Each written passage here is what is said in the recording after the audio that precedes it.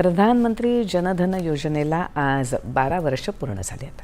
पंतप्रधान नरेंद्र मोदी यांनी 2014मध्ये याच दिवशी या योजनेचा प्रारंभ केला होता. जनधन योजनेनं गेल्या 12 वर्षात अभूतपूर्व व्याप्ती आणि परिणाम साधलेत. या योजनेचा प्रभाव अभूतपूर्व राहिला आहे असं पंतप्रधान नरेंद्र मोदी यांनी म्हटलं आहे. ही योजना देशभरात आर्थिक समावेशनाला चालना देण्यात आणि नागरिकांना सक्षम करण्यात महत्त्वाची भूमिका बजावत आहे असं ते म्हणाले.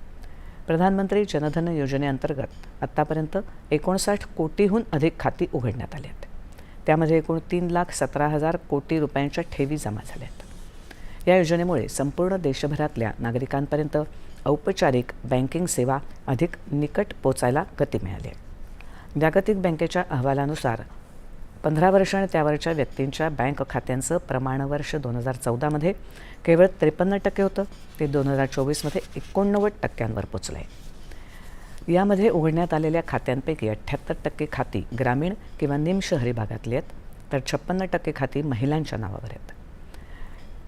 यातल्या खातेधारकांना 41 कोटीहून अधिक रुपे कार्ड्स जारी करण्यात आले आहेत. या खात्यांमधील ठेवींमध्ये होत असलेली वाढ ही केवळ शिल्लक रकमेत वाढ दर्शवत नाही, ती औपचारिक बँकिंग व्यवस्थेशी वाढता सहभाग, बचतीच्या सवयीमध्ये सुधारणा आणि देशभरातील लाभार्थ्यांचा वित्तीय व्यवस्थेतील वाढता सहभाग दर्शवत आहे.